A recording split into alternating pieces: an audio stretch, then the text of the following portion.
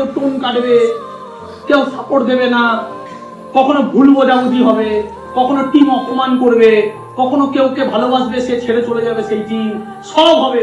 সব হওয়ার পর শুধু রয়ে যাও, শুধু সয়ে যাও। আমি বলছি স্মার্ট ভ্যালুতে তুমি একদিন নিজের ইতিহাসগুলো বলতে পারবে।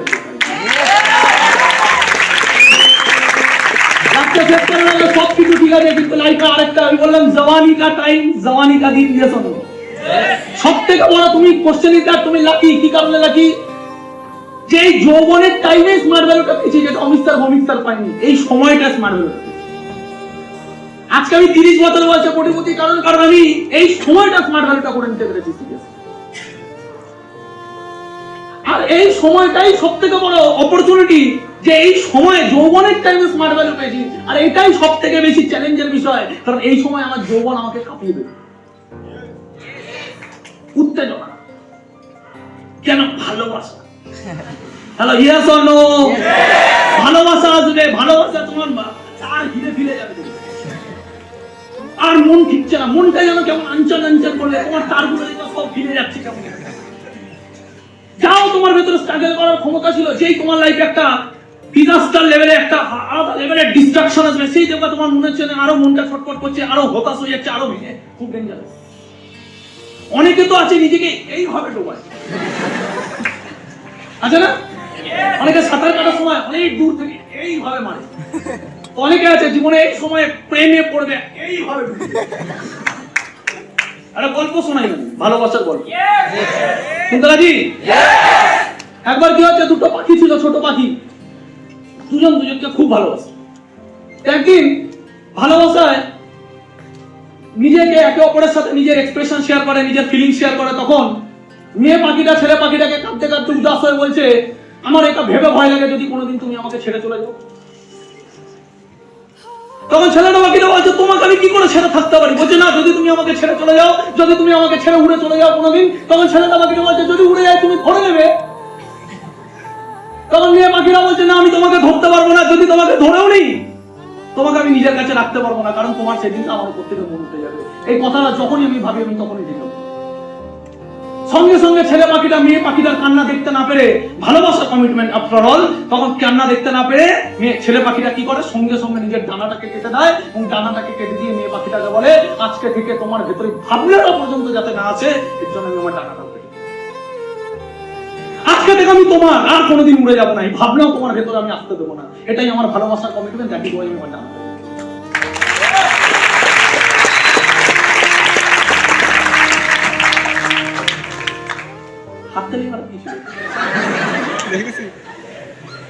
একজন নিজের ডানা কেটে দিচ্ছে, তুমি হাততালি মারছো।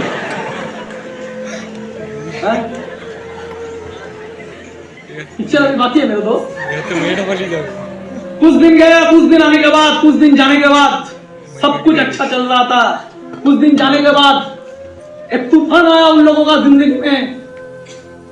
एक तूफान आने के बाद तूफान आया, और रियली में तूफान आया। একটা বিশাল ঝড় আসছে, গাছপালা ভেঙে বেরিয়ে যাচ্ছে, মানুষের বাসা তো পাখির বাসা তো দূরের কথা, মানুষের বাসা ভেঙে বিশাল বড় তুফান এসছে তাদের। আর যখন বিশাল বড় তুফান এসছে, তখন নিজেকে বাঁচাতে হবে, নিজেকে বাঁচানোর জন্য ওখান থেকে উড়ে বেরোতে হবে, কিন্তু তো ডানা কাটাও কি করে উড়বে? তখন মেয়ে পাখিটাকে বলে, তুমি উড়ে যাও, আমি বাঁচতে পারবো না, কিন্তু তুমি তো বাঁচতে পারবে, তুমি উড়ে যাও। আর মেয়ে পাখিটা তখন একবার না ভেবে তখন ওকে বলে, ঠিক আছে আমি আসছি বলে উড়ে চলে। যখন ঝড় থামে, তুফান থামে, তখন যখন রিটার্ন করার পরে দেখে গাছের ডালে লেখা আছে, কাজ যদি তুমি আমাকে তোমার মতো, তুমি যেমন আমি যেমন তোমাকে ভালোবাসি, কাজ যদি তুমি আমাকে ভালোবাসতে, কাজ যদি তুমি একবার আমার দিকে পিছন মুড়ে তাকাতে, কাজ যদি তুমি একবার আমার মতো ডানা কাটার দরকার নেই, কাজ যদি তুমি একবার বলতে আমি তোমাকে ছেড়ে চলে যাবো না, কাজ যদি একবার বলতে, তাহলে আজকে তুফানে মরার আগে আমি মরে যেতাম না।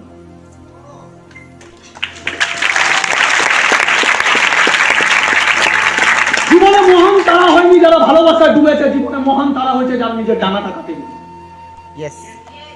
ডানাটা কাটবে না।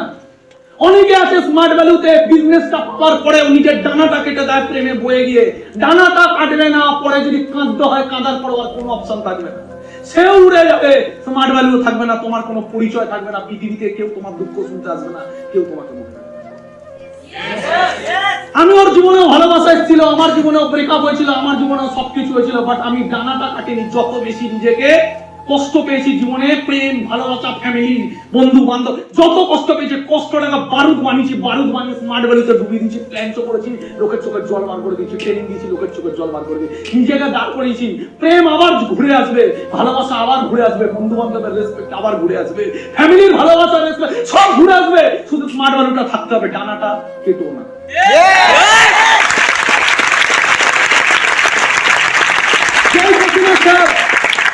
সেই কোচিংয়ের স্যার বলেছিল ফিউচার ডুবে গেছে, এর পাল্লায় যারা পড়বে ডুবে যাবে, একটা ভালো ছেলে ফিউচার খতম, বিকাশের পাল্লায় পড়ো না। আজকে যখন শুনতে পাই এই বিয়েতে যেখানে আমি বিয়ে করব সেই মেয়েটাকে বিয়ে করব যেই মেয়েটা ওই কোচিংয়ে পড়তো আর ওই স্যাররাই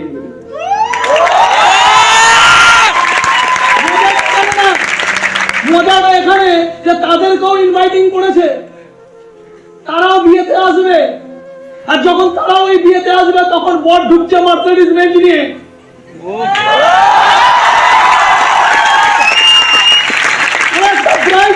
ফিউচার ডুবে গেছে, স্মার্ট ভ্যালু করে ফিউচার ডুবে গেছে বলে বিয়ে করতে আসছে মার্সিডিজ বেঞ্চ নিয়ে।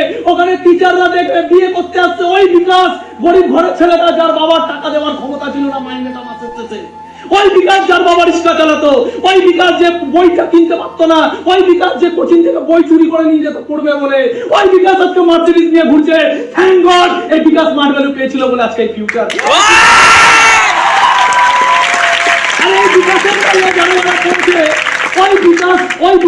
ওই বরযাত্রীতে 50টা গাড়ি ঢুকবে, আর ওই 50টা গাড়ি সেই সব ছেলে মেয়েদের যারা বিকাশের পাল্লায় পড়েছে, প্রত্যেকটা ছেলে আজকে কোটিপতি হয়েছে।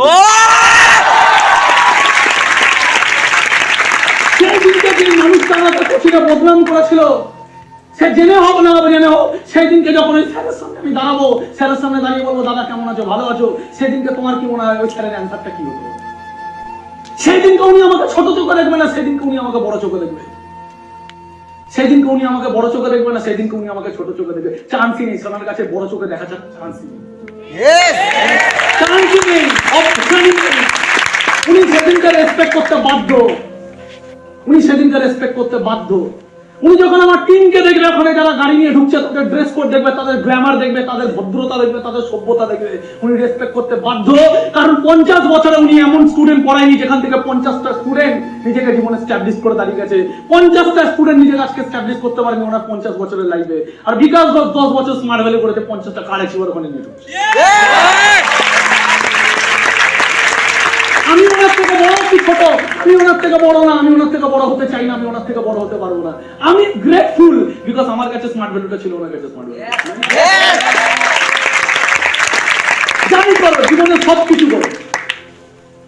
রামকৃষ্ণ পরমহংসদেব একটা কথা বলেছে, যদি ধর্মে নিজেকে বিলীন করতে পারো বিলীন করো, যদি ধর্ম বিলীন করতে না পারবে, সংসার করবে তাহলে সংসার করো, কিন্তু সংসার করো ধর্মটাকে সঙ্গে রাখো, প্রভুকে সঙ্গে রাখো। এক হাতে সংসার, এক হাতে প্রভু।